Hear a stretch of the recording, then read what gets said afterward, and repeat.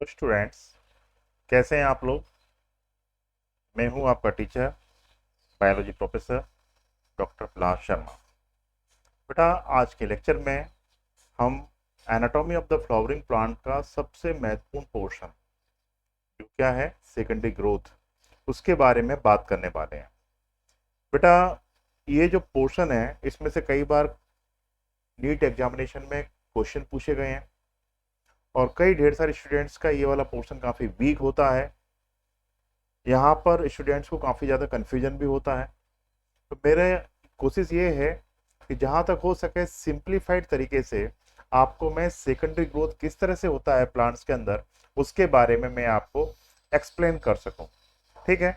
तो plant anatomy तो आप जानते ही हो कि बेटा ये प्लांट एनाटॉमी बॉटनी की एक बड़ी महत्वपूर्ण ब्रांच है, जिसके अंदर हम प्लांट की इंटरनल स्ट्रक्चर्स की स्टडी करते हैं।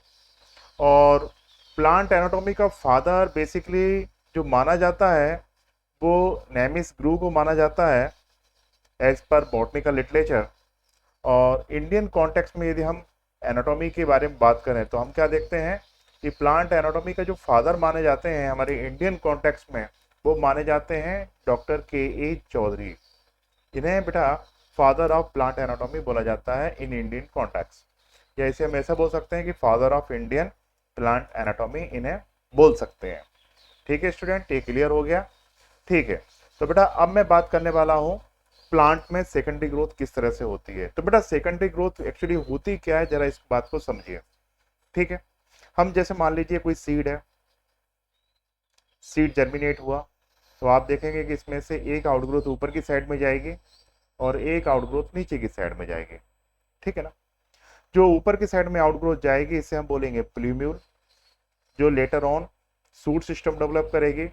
और नीचे की साइड जो आउटग्रोथ जा रही है इसे हम बोलेंगे रेडिकल, लेटर ऑन ये जो है सूट सिस्टम को डेवलप करेगी। ठीक है ना।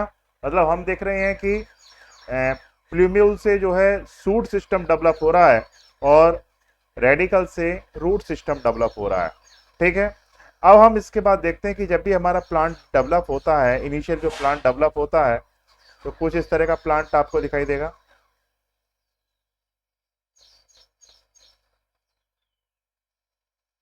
आप देखेंगे कि इसमें सबसे ऊपर की साइड में आपको क्या दिख रहा है, सूट एपेक्स दिख रहा है। सूट एपेक्स का काम क्या है, ये ऊपर की साइड में लीनियर ग्रोथ करेगा। ठीक है। नीचे की साइड में आप देखेंगे आपको रूट एपेक्स दिखाई देगा।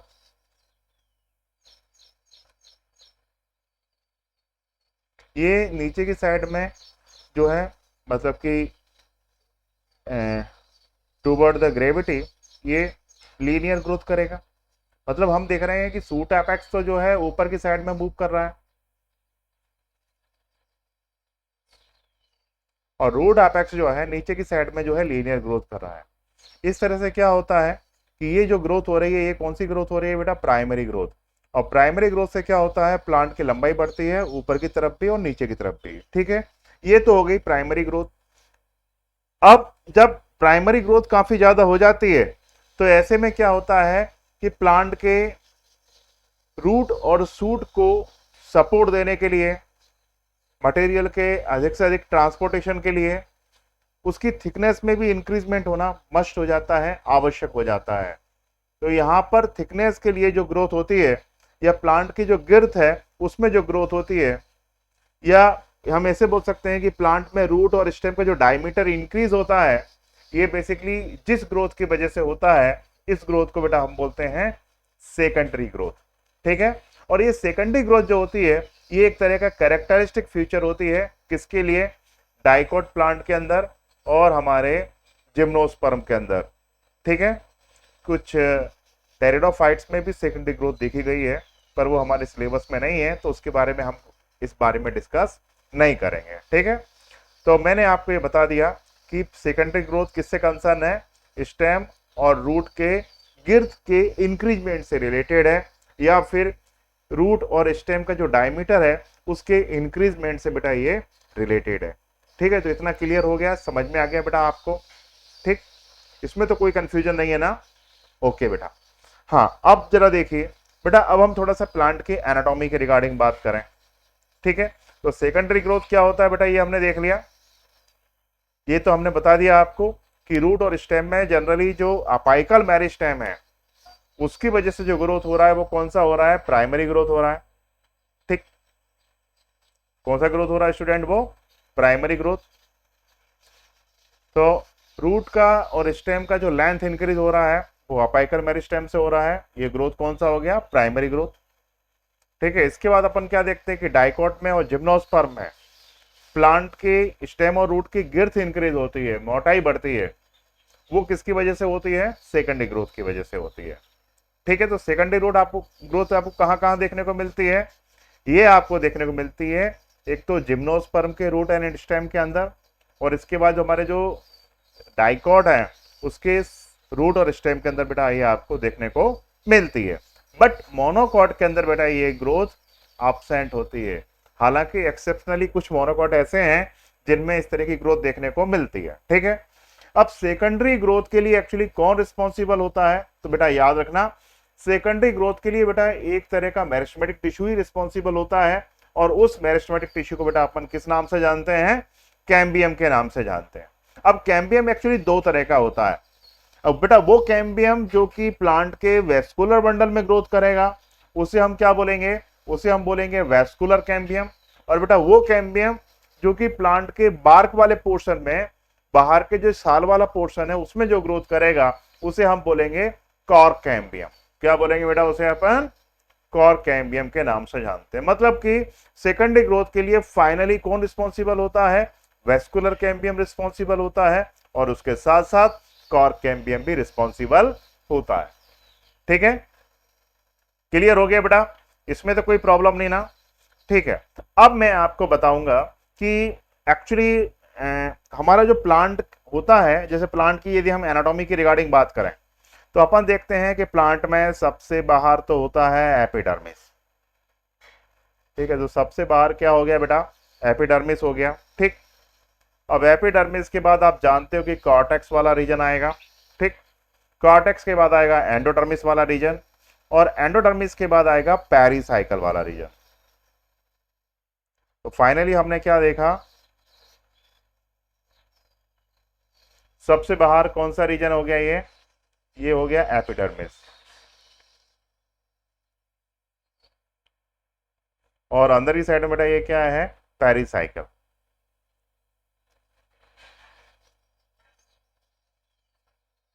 ये क्या है, पेरिसाइकिल। ठीक है, पेरिसाइकिल के अंदर अंदर का जो भी रीजन होता है इस रीजन को अपन क्या बोलते हैं, प्लांट एनाटॉमी के अंदर स्टील। ठीक है, और पेरिसाइकिल के बाहर का जो भी रीजन होता है इसे हम बोलते हैं एक्स आउटर स्टेलर रीजन। ये हो जाएगा पेरिसाइकिल के बाहर का रीजन, क्या हो जाएगा, आउटर स्टीलर रीजन हो जाएगा बेटा ये। ठीक है, अब पेरिसाइकिल के अंदर वाले पोर्शन में होते हैं वेस्कुलर बंडल।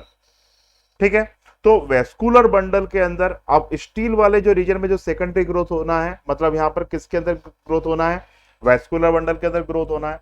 तो स्टील वाले रीजन में क्या है, वेस्कुलर बंडल है। तो जब स्टील वाले रीजन में ग्रोथ होना, सेकेंडरी ग्रोथ होना, मतलब कि वेस्कुलर बंडल के अंदर सेकेंडरी ग्रोथ होना, और वेस्कुलर बंडल के अंदर जो सेकेंडरी ग्रोथ होती है ये किसकी वजह से होगी, ये होगी बेटा वेस्कुलर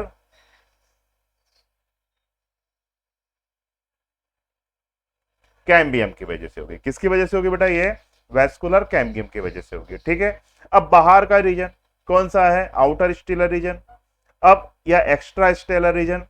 अब एक्स्ट्रा स्टेलर रीजन में जो भी ग्रोथ होगी बेटा वो किसकी वजह से होगी, वो होगी बेटा कॉर्क कैम्बियम की वजह से। किसकी वजह से होगी बेटा, वो कॉर्क कैम्बियम की वजह से होगी। ठीक है, क्लियर हो गया। तो एक्स्ट्रा स्टेलर रीजन में या आउटर स्टेलर रीजन में यहां पर जो सेकेंडरी ग्रोथ हो रही है वो किसकी वजह से हो रही है, कॉर्क कैम्बियम की वजह से। ठीक है, और कॉर्क कैम्बियम को बेटा अपन किस नाम से जानते हैं, इसे हम फैलोजन के नाम से जानते हैं। Cork cambium is also known as phellogen. Okay, ये क्लियर हो गया, समझ में आ गया स्टूडेंट्स आपको। ठीक है, तो इसमें तो कोई कंफ्यूजन नहीं है ना। अब इसके बाद बेटा मैं आगे डिस्कस कर सकता हूं ना। मतलब देखिए, मैंने आपको बता दिया कि दो रीजन में ग्रोथ होना है। एक तो पेरिसाइकिल के अंदर वाला रीजन जो क्या है, जिससे हमने बोला स्टील। स्टील में क्या है, वेस्कुलर बंडल, तो उसमें सेकेंडरी ग्रोथ होना है।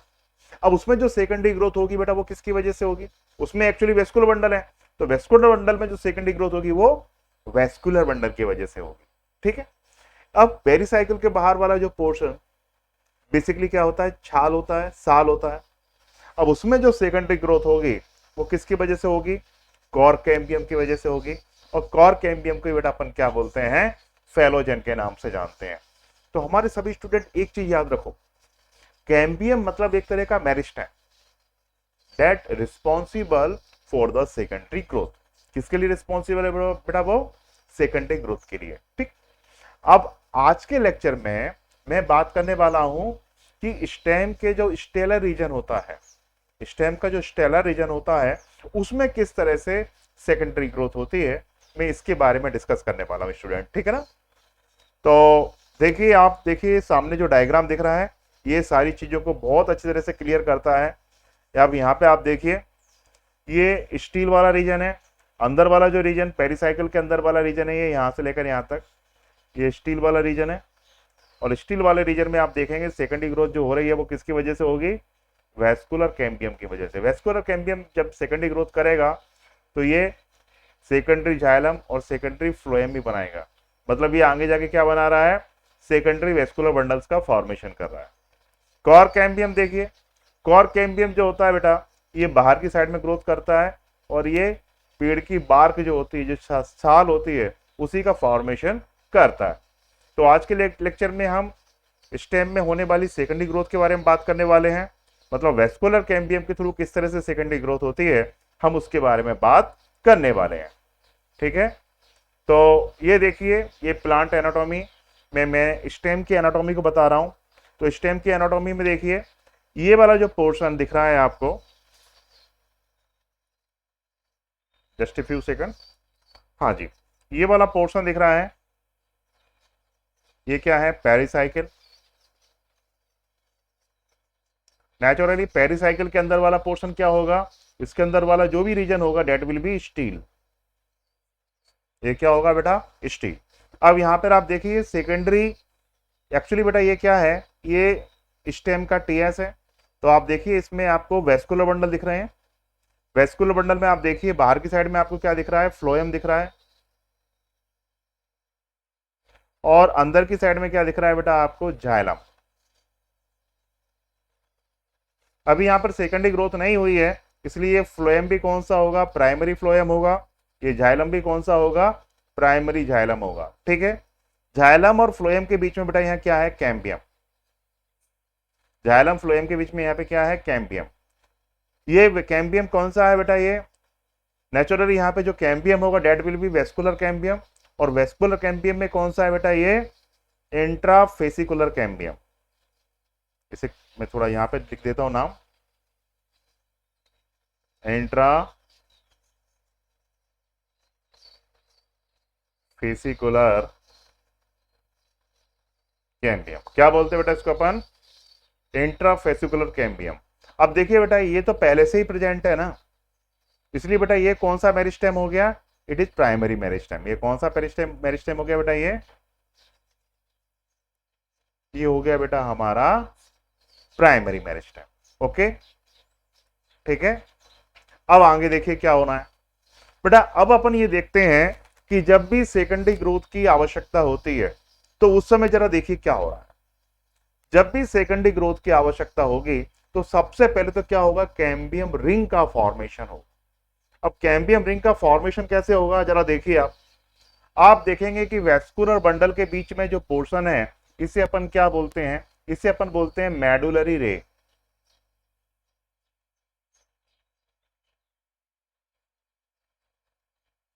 या इसे बेटा हम पिथ रे भी बोल सकते हैं। और ये लिविंग पैरेन्काइमस टिश्यू से बना होता है।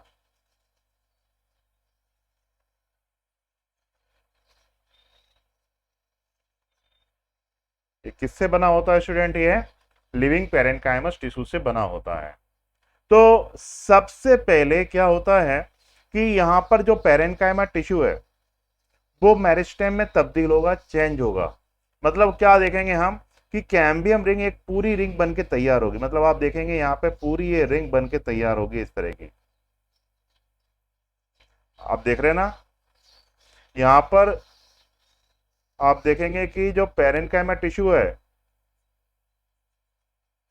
वो भी किस में तब्दील होता जा रहा है, मेरिस्टेम टिश्यू में कन्वर्ट होता जा रहा है। आपने पहले पढ़ा होगा ऐसा कि पहले तो ये मेरिस्टेम कभी पहले किसी मेरिस्टेम से जो है ये परमानेंट टिश्यू बना था by the process of differentiation. अब यहाँ पर आप क्या देख रहे हो कि ये जो डिफरेंशिएटेड जो मेडुलरी रे का टिश्यू है, मतलब पेरेन्काइमा टिश्यू है, वो मेरिस्टेम में अगेन कन्वर्ट हो गया। मतलब यहाँ पे अपन ने को कौन सी फिनोमेना देखने को मिली, डी डिफरेंशिएशन। क्या दिखाई दिया आपको इस यहाँ पर, डी डिफरेंशिएशन। तो आप देखिए यहाँ पे अब जो कैम्बियम बन के तैयार हुआ है इसे अपन कौन सा बोलेंगे, इसे हम बोलेंगे इंटरफेसिकुलर कैम्बियम। इंटरफेसिकुलर कैम्बियम, ये तो पहले तो नहीं था। जब सेकेंडरी ग्रोथ की रिक्वायरमेंट हुई, जब कैम्बियम रिंग के बनने की आवश्यकता हुई, तब ये टिश्यू बन के तैयार हुआ। मतलब ये एक तरह से कौन सा मेरिस्टेम होगा, सेकेंडरी मेरिस्टेम होगा स्टूडेंट। ये कौन सा मेरिस्टेम होगा बेटा, ये सेकेंडरी मेरिस्टेम। क्लियर हो गया ना। तो it will be secondary meristem, ये बेटा सेकेंडरी मेरिस्टेम होगा। क्लियर, समझ में आ गया आपको ये कि सेकेंडरी ग्रोथ के समय स्टेलर रीजन में कैम्बियम रिंग का फॉर्मेशन कैसे होता है। आई थिंक दैट अपने को समझ में आ गया होगा। तो आपने देखा, अब ये डायग्राम देखिए, ये पहले नंबर का जो डायग्राम है ये उस समय का है जब सेकेंडरी ग्रोथ, मतलब जब कैम्बियम रिंग कंप्लीट नहीं बना। उस समय आप देखेंगे आपको इंटरफेसिकुलर कैम्बियम दिख रहा है between the xylem and phloem, पर आपको इंटरफेसिकुलर कैम्बियम देखने को नहीं मिल रहा। इंट्रा दिख रहा है पर इंटर नहीं दिख रहा। अब यहाँ पर देखिए कैम्बियम रिंग कंप्लीट बन के तैयार हो गई, तो यहाँ पे आपको इंटरफेसिकुलर भी दिख रहा है और इंट्राफेसिकुलर कैम्बियम भी दिख रहा है, और कैम्बियम रिंग बन के तैयार हो गई, चालू हो गई। ठीक है, ये सेकंड डायग्राम में अपन ने क्या देखा कि कैम्बियम रिंग बन के स्टार्ट हो गई। अब क्या होना है, ये कैम्बियम रिंग पूरी किसकी बनी हुई है, मेरिस्टेम टिश्यू की बनी हुई है ना। तो अब ये कैम्बियम रिंग क्या होगी, डिवाइड होगी बेटा, तेजी से बेटा ये डिवाइड होना चालू करेगी। और ये आगे की साइड में भी डिवाइड होगी, पीछे की साइड में भी डिवाइड होगी। ठीक है, ये आगे की साइड में, अब देखो बेटा पीछे की साइड, मतलब पीछे की साइड जाने की संभावना है ही नहीं। मतलब एक्चुअली ये रिंग जो है ये अब पीछे तो जा नहीं, नीचे तो जा ही नहीं सकती ना। तो ये कंटिन्यू क्या होगी बेटा, ये कंटिन्यू रिंग जो है अपने डायमीटर को बढ़ाएगी। ये लगातार नया नया टिश्यू बना के क्या करेगी, अपने डायमीटर को बढ़ाएगी। मतलब आप देखिए इस कैम्बियम के अंदर आपको दो तरह की सेल्स दिखाई देती हैं। कौन कौन सी दो तरह की सेल दिखाई देती है, जरा देखिए, ये बहुत महत्वपूर्ण है और कुछ एनसीईआरटी की बुक में दिया भी नहीं है, पर इस पे क्वेश्चन बनते हैं तो बच्चे और यहाँ पे कंफ्यूज होते भी हैं। आप देखेंगे आपको दो तरह की सेल्स यहाँ पे दिखाई देती हैं। कौन कौन सी दो तरह की सेल दिखाई देती है बेटा, यहाँ पे आप देखेंगे कि यहाँ पे एक दिखाई दे रही है बेटा, कौन सी, फ्यूसिफॉर्म इनिशियल सेल्स। ये दिख रही है आपको, ये कौन सी सेल है बेटा, ये फ्यूसिफॉर्म इनिशियल सेल। बेटा ये फ्यूसिफॉर्म इनिशियल सेल क्या हो रही हैं, ये आगे की साइड में डिवाइड हो रही हैं। मतलब एक सेल जो है ये आगे की साइड बना रही हैं और एक सेल पीछे की साइड बना रही हैं। मतलब इसका जो डिवीजन है आप देख रहे हैं कि इसका जो डिवीजन है बेटा वो कौन सा है, इस तरह के डिवीजन को अपन बोलते हैं पेरिक्लिनियल डिवीजन। और पेरिक्लिनियल डिवीजन से क्या होगा कि रिंग का डायमीटर बढ़ेगा। रिंग का क्या बढ़ना है, डायमीटर बढ़ना है। ठीक है, दूसरी आप सेल देख रहे हैं यहाँ पर, दूसरी जो सेल्स हैं ये कौन सी है, रे इनिशिया।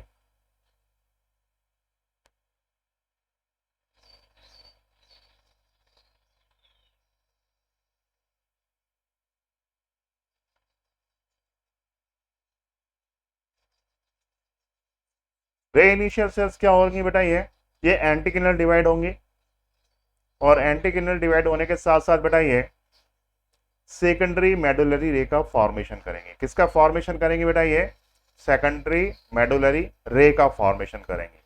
इनमें जो डिवीजन होता है बेटा वो एंटीक्लिनल डिवीजन होता है। ठीक,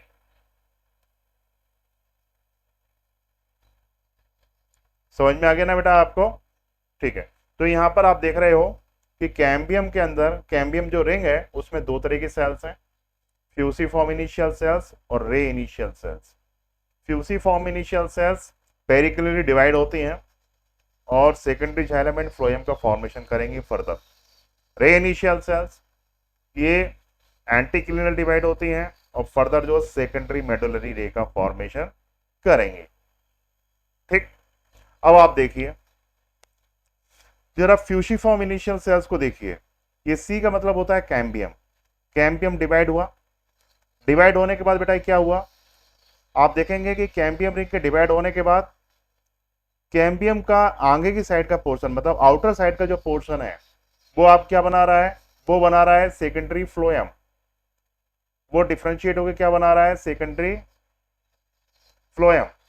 और कैम्बियम रिंग के अंदर की साइड वाला पोर्शन ये डिफरेंशिएट होकर क्या बना रहा है, सेकेंडरी जाइलम। मतलब कैम्बियम ने पहले डिवाइडेशन किया, डिवाइडेशन के बाद अपन ने क्या देखा कि कैम्बियम रिंग के बाहर का पोर्शन क्या बनाता है, सेकेंडरी फ्लोएम, और कैम्बियम रिंग के अंदर का पोर्शन क्या बनाता है, सेकेंडरी जाइलम। अपन यहाँ पे देखते हैं कि सेकेंडरी जो जाइलम होता है इसका फॉर्मेशन ज्यादा होता है और सेकेंडरी फ्लोएम का फॉर्मेशन कंपैरेटिवली कम होता है।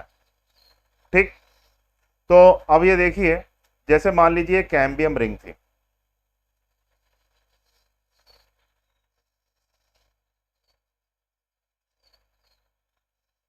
ठीक, ये क्या थी, कैम्बियम रिंग।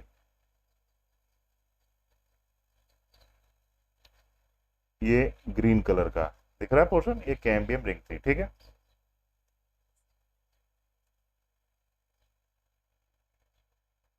ये कैम्बियम रिंग। अब इसने आगे की साइड में जो है डिवाइडेशन किया। अब जरा देखिए, पहले यहाँ पे देखिए डायग्राम नंबर ए पे आइए। चलो यहाँ पे देखिए कैम्बियम रिंग के बाहर क्या है, प्राइमरी फ्लोएम, और कैम्बियम रिंग के अंदर की साइड में क्या है, प्राइमरी जाइलम। ठीक है, बाद में कैम्बियम रिंग ने ग्रोथ किया, ग्रोथ करने के बाद अपन ने देखा कि डिफरेंशिएट हुआ यहाँ पे सेल्स। बाहर की साइड में क्या बना, सेकेंडरी फ्लोएम, और अंदर की साइड में क्या बना, सेकेंडरी जाइलम।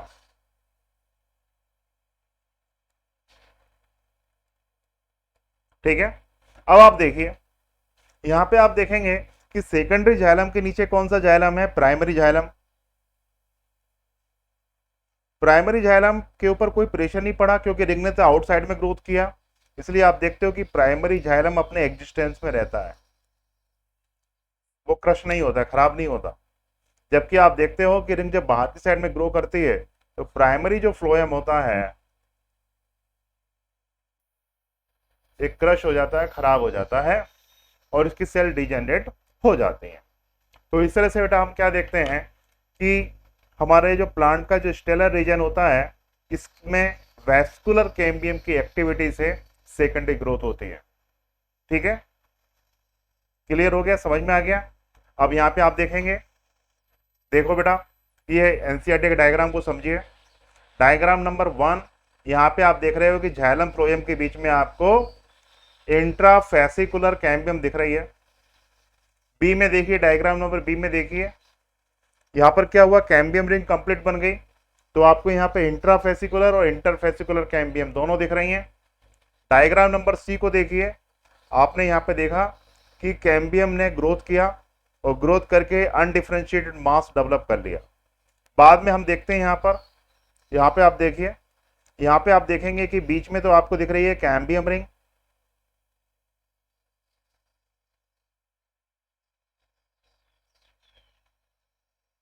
कैम्बियम रिंग के आउटसाइड में आपको दिख रहा है सेकेंडरी फ्लोएम, और कैम्बियम रिंग के अंदर की साइड में आपको दिख रहा है सेकेंडरी जाइलम। अच्छा, इसके बाद आप देखेंगे इसमें जो सेकेंडरी मेडुलरी एक रे भी बन के तैयार हुई है। ये जो नीचे से बिल्कुल इनर सर्कल से जो रे जैसे स्ट्रक्चर दिख रहे हैं, डेट इज द प्राइमरी रे, प्राइमरी मेडुलरी रे। और जो आपको छोटे छोटे छोटे छोटे जो है रे जैसे स्ट्रक्चर दिख रहे हैं, ये क्या है? सेकेंडरी मेडुलरी रे।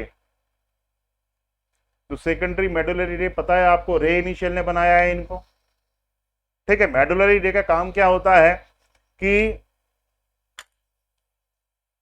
प्लांट के अंदर ट्रांसफर डायरेक्शन में जो है मटेरियल का ट्रांसपोर्टेशन करना। ठीक है ना? तो आप यहाँ पे देखेंगे पेरिफेरल जो मटेरियल का जो ट्रांसपोर्टेशन होता है प्लांट के स्टेम के अंदर, वो किसकी वजह से होता है? इन मेडुलरी रे के पैरेन्काइमा सेल्स की वजह से होता है। ठीक है, और यहाँ पे हमने ये भी देखा कि जाइलम का फॉर्मेशन ज्यादा हुआ, फ्लोएम का फॉर्मेशन कम हुआ। इस तरह से बेटा अपन देखते हैं कि प्लांट के अंदर सेकेंडरी ग्रोथ होता है। बेटा ये सेकेंडरी ग्रोथ सभी सीजन में एक जैसा नहीं होता। अपन ये देखते हैं कि अब गर्मी के समय क्या होता है कि एंजाइम की एक्टिविटी ज़्यादा होती है। तो ये हम देखते हैं प्लांट्स के अंदर कि बेसिकली जो टेम्परेट रीजन के प्लांट्स हैं और सब ट्रॉपिकल रीजन के प्लांट हैं, इनमें हम देखते हैं कि जो हमारा गर्मी का समय जो होता है उसमें सेकेंडरी ग्रोथ ज़्यादा होती है, और जो ठंड का समय होता है उसमें सेकेंडरी ग्रोथ कम होती है। और प्लांट में लगातार सेकेंडरी ग्रोथ होने की वजह से यदि हम प्लांट के स्टेम को कट करके देखें तो आप देखेंगे कि आपको उसके अंदर रिंग लाइक स्ट्रक्चर देखने को मिलते हैं। और ये जो रिंग्स होते हैं बेटा, ये जो रिंग होते हैं, इस साल में चूंकि एक रिंग बन के तैयार होता है, इसलिए बेटा इनको हम एनुअल रिंग के नाम से जानते हैं। और एनुअल रिंग के थ्रू बेटा हम प्लांट की एज को कैलकुलेट कर सकते हैं। नेचुरली जितने रिंग का नंबर होगा उतनी जो है प्लांट की एज होगी। जैसे मेरे को ये सामने जो स्ट्रक्चर दिख रहा है, यहाँ पे मेरे को काउंट करना है कितनी इसकी एज है। तो कैसे काउंट करूंगा? जरा रिंग को अपन काउंट करते हैं, देखते हैं। ठीक है, यहाँ पे आप देखिए, रिंग को काउंट कीजिए, 1 2 3 4 5 6 7। तो बेटा 7 साल पुराना पेड़ है। इन एनुअल रिंग की वजह से जो है, इन एनुअल रिंग के थ्रू बेटा जो एज कैलकुलेशन होता है, इस मेथड को बोला जाता है डेंड्रोक्रोनोलॉजी। डेंड्रोक्रोनोलॉजी के नाम से जानते हैं। It is also known as the dendrochronology. ठीक है, तो इस तरह से हम प्लांट की एज कैलकुलेट कर सकते हैं। ठीक है, अब इसके बाद एक चीज और देखिए, यहाँ पे आप देखो, आपको यहाँ पे आप देखेंगे कि ऑटम के समय आपको जो रिंग बन रही है वो डार्क कलर की दिखाई दे रही है और छोटी है, और स्प्रिंग के समय आपको जो रिंग देख रहे हो, डायग्राम में ध्यान से देखिए, वो बड़ी दिख रही है आपको, उसका डायमीटर ज्यादा दिख रहा है। ठीक है, तो ऑटम में जो रिंग बनती है वो डार्क कलर की होती है, क्योंकि इसमें मेटाबॉलिक वेस्ट जैसे सुबेरिन, रेजिन, लिग्निन, इनका अमाउंट ज्यादा होता है, इसलिए बेटा ये डार्क कलर की होती है। स्प्रिंग के समय हम देखते हैं कि भाई वुड का ग्रोथ तो ज़्यादा होता है पर उसमें वेस्टिजियल मटेरियल काफ़ी कम होता है, इसलिए बेटा वो लाइट कलर की होती है। ठीक है, तो एक साल में एक आपको ऑटम वुड की रिंग दिखाई देगी, एक आपको स्प्रिंग वुड की रिंग दिखाई देगी, मतलब एक डार्क कलर की रिंग दिखाई देगी और एक लाइट कलर की रिंग दिखाई देगी। ठीक है, अब इनके बीच में हम एक बेसिक डिफरेंस कर लेते हैं। क्या डिफरेंस है? हाँ बेटा, तो आप देखिए, स्प्रिंग वुड जो होता है, अर्ली वुड जो होता है, ये फेवरेबल टाइम में बनता है, जबकि ऑटम अनफेवरेबल टाइम में बनता है। अर्ली वुड आप देखिए सामने डायग्राम में दिख रहा है, ये कंपैरेटिवली ब्रॉड है, जबकि आप देखेंगे कि ऑटम वुड कंपैरेटिवली कैसा है? नैरो है। ठीक है, अब यहाँ पे आप देखेंगे, यहाँ पर जो जाइलम बनता है उसमें बड़े साइज के वेसल दिखाई देते हैं आपको, जबकि ऑटम के समय जो जाइलम बनता है उसमें नैरो साइज के वेसल दिखाई देते हैं आपको। आपको पता है ना, एंजियोस्पर्म का इंपॉर्टेंट फीचर्स है कि यहाँ पर ट्रेचेट के साथ साथ जाइलम में वेसल्स भी देखने को मिलते हैं। स्प्रिंग वुड कैसा होता है? लाइट कलर का होता है, जबकि हमारा ऑटम वुड कैसा होता है? डार्क कलर का होता है, क्योंकि उसमें वेस्टिजियल प्रोडक्ट जाता है। स्प्रिंग वुड में आप देखेंगे कि फाइबर्स का नंबर कम होता है, जबकि आप ऑटम वुड में देखेंगे कि इसमें फाइबर्स का नंबर जो है ज्यादा होता है। तो मतलब दोनों में से कौन सा वुड ज्यादा मजबूत होगा? तो हम ये देखते हैं बेटा कि ऑटम वुड जो होता है कंपैरेटिवली काफी ज्यादा मजबूत होता है। अब इसके बाद बेटा हम बात करें हार्डवुड के बारे में और सैपवुड के बारे में बात करते हैं। देखो बेटा, आपके सामने एक कटा हुआ प्लांट का स्टेम दिख रहा है। इस स्टेम को जरा ध्यान से देखिए। आप देखेंगे कि इसके बीच वाला पोर्शन डार्क कलर का दिख रहा है, उसके किनारे वाला पोर्शन लाइट कलर का दिख रहा है ना। तो डार्क कलर का जो पोर्शन दिख रहा है, इसके बीच का पोर्शन है, ये दिल वाला पोर्शन है, इसलिए इसे हम क्या बोलते हैं, इसे हार्डवुड के नाम से जानते हैं। बाहर का पोर्शन जो लाइट कलर का दिख रहा है वो कौन सा है, वो शेपवुड। ठीक। हार्डवुड में एक्चुअली हुआ क्या है, जरा देखिए। यहां पर जो जाइलम है वो बेसिकली इनएक्टिव हो गया है, वो वाटर के कंडक्शन का काम नहीं कर रहा। इसमें ढेर सारे मेटाबॉलिक वेस्ट डिपॉजिट हो गए हैं, जैसे lignin, suberin, resin and so on. और इसकी वजह से इसकी डेंसिटी बहुत ज्यादा बढ़ गई, इसकी मजबूती बहुत ज्यादा बढ़ गई। तो ये केवल क्या कर रहा है, प्लांट को सपोर्ट दे रहा है, बहुत ही मजबूत पोर्शन है। हाँ, पर इसको खत्म कर दें, हम डिस्ट्रॉय कर दें, तो प्लांट की मौत नहीं होगी, क्योंकि प्लांट के अंदर कंडक्शन ऑफ मटेरियल चालू है। किसकी वजह से, सैपवुड की वजह से, क्योंकि हार्डवुड तो इनएक्टिव है, ये तो मैकेनिकल सपोर्ट दे रहा है खाली। अब सैपवुड की बात करें तो अपन देखते हैं बेटा, इसमें जो है आपको एक्टिव जाइलम दिखाई देगा। यहाँ पर वेस्टिजियल मटेरियल कम है, इसलिए लाइट कलर का पोर्शन दिख रहा है बेटा आपको सैपवुड। सैपवुड वाले पोर्शन में जाइलम फंक्शनल फॉर्म में है, मतलब ये वाटर और मिनरल का कंडक्शन कर रहा है। मान लीजिए सैपवुड के जाइलम को डिस्ट्रॉय कर दें, तो आप देखेंगे बेटा इस कंडीशन में हमारा प्लांट जो है सूख जाएगा, खत्म हो जाएगा। ठीक है। हाँ, बट यदि हम टिम्बर वर्क के लिए बात करें, फर्नीचर बनाने के लिए बात करें, तो अपन देखते हैं कि सैपवुड कमजोर होता है, हार्डवुड मजबूत होता है। क्यों मजबूत है बेटा, क्योंकि इसमें दुनिया भर का वेस्टिजियल मटेरियल डिपोजिट है, जैसे लिग्निन, सुवेरिन एंड सो। ठीक है। तो ये हार्डवुड और सैपवुड क्लियर हो गया। हार्डवुड को हम बेसिकली जो है ड्यूरामैन के नाम से जानते हैं, और सैपवुड को हम बेसिकली एल्बोनम के नाम से जानते हैं। इट बिकम क्लियर, समझ में आ गया बेटा ये। ठीक। हार्डवुड में लिग्निन है, सुबेरिन है, रेजिन है। इस वजह से बेटा हम देखते हैं कि ये माइक्रो ऑर्गेनिज्म से प्रोटेक्टेड होता है, फंगस से प्रोटेक्टेड होता है, जल्दी खत्म नहीं होता है बेटा ये। तो ये क्लियर हो गया आपको, हार्डवुड एंड सैपवुड समझ में आ गया। अब बेटा प्लांट्स के रिगार्डिंग देखिए बात करें, तो आप देखेंगे बेटा प्लांट के दो बड़े मेजर ग्रुप होते हैं हमारे, एक तो एंजियोस्पर्म, दूसरे जिम्नोस्पर्म, है ना। प्लांट आप सामने देख ही रहे हो, डायग्राम में दिख ही रहे हैं आपको प्लांट। तो एक तो होते हैं बेटा हमारे एंजियोस्पर्म जो फ्लावरिंग प्लांट है, दूसरे जिम्नोस्पर्म, इन्हें हम नेकेड सीड प्लांट के नाम से जानते हैं। दोनों के जाइलम में हमने एक फर्क देखा था। क्या फर्क देखा था कि एंजियोस्पर्म के जाइलम में अलोंग विद द ट्राइचिड्स आपको वेसल्स दिखाई देते हैं, और जिम्नोस्पर्म के जाइलम में आपको वेसल्स जनरली देखने को नहीं मिलते हैं। यही फर्क देखा था ना बेटा हमने। ठीक है। इसके बेस पे यदि हम बात करें तो बेटा हम देखेंगे, अब हमारा जो एंजियोस्पर्म का जो बुड है ना, जाइलम वाला पोर्शन है, आप जरा इसको देखिए। आप देखेंगे बेटा इसमें वेसल्स की वजह से आपको बड़े बड़े पोर दिखाई देंगे। ठीक है। तो एंजियोस्पर्म की जो लकड़ी होती है, एंजियोस्पर्म का जो बुड होता है बेटा, ये कौन सा होता है, ये बेसिकली हार्डवुड होता है बेटा। वेसल्स की वजह से क्या है, वेसल्स के साथ साथ बेटा इसमें आप देखेंगे कि जाइलम फाइबर ज्यादा है। जाइलम फाइबर मतलब स्क्लेरेनकाइमस फाइबर ज्यादा, तो नेचुरली मजबूत होगा, स्ट्रांग होगा, तो इसको हम क्या बोलते हैं, हार्डवुड के नाम से जानते हैं। पर इसमें वेसल्स है और उससे इसकी पोरेसिटी बढ़ गई, तो इसलिए इसको क्या बोलते हैं बेटा, हम पोरस वुड के नाम से भी जानते हैं। इसको पानी में डाल दें तो अपन क्या देखेंगे कि कैपिलरी इफेक्ट की वजह से बेटा ये जल्दी जो है वाटर को क्या करेगा, इम्बिबिशन यहाँ पे हो जाएगा, और ये लकड़ी जो है पानी में जल्दी खराब भी हो जाएगी। पर बेसिकली यदि हम फर्नीचर के पॉइंट ऑफ व्यू से बात करें तो ये बड़ी मजबूत लकड़ी होती है। कौन सी, एंजियोस्पर्म का जो वुड होता है बहुत ही स्ट्रांग होता है, बहुत ही मजबूत होता है। ठीक है, इसमें कोई इशू नहीं है।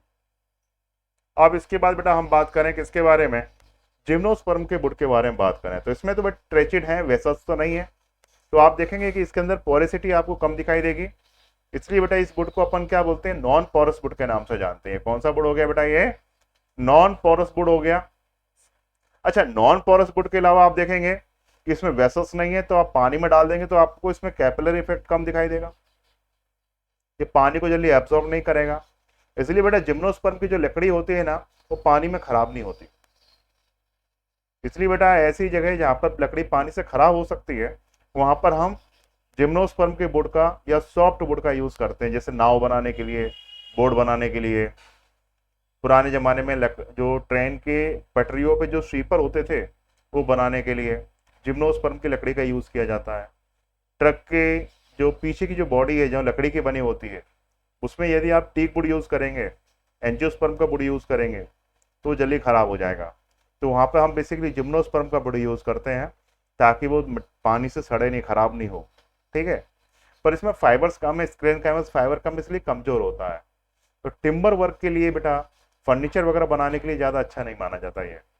तो समझ में आ गया बेटा आपको कि हार्डवुड क्या होता है और सॉफ्टवुड क्या होता है? क्लियर? कोई कन्फ्यूजन नहीं? तो आज के लेक्चर में अभी जो मैंने आपके सामने जो बताया, आज के लेक्चर जो हुआ इसमें हमने सेकेंडरी ग्रोथ के ऊपर डिस्कस किया, वो भी कहाँ पर? स्टेलर रीजन के अंदर। नेक्स्ट लेक्चर में हम बात करेंगे कि एक्स्ट्रा स्टेलर रीजन या जो बार्क के अंदर सेकेंडरी ग्रोथ कैसे होता है, और इसके अलावा डाइकोट प्लांट के जो रूट्स होते हैं उनमें सेकेंडरी ग्रोथ कैसे होता है, थोड़ा इसे देखेंगे। मुझे लगता है कि आपको लेक्चर अच्छा लगा होगा।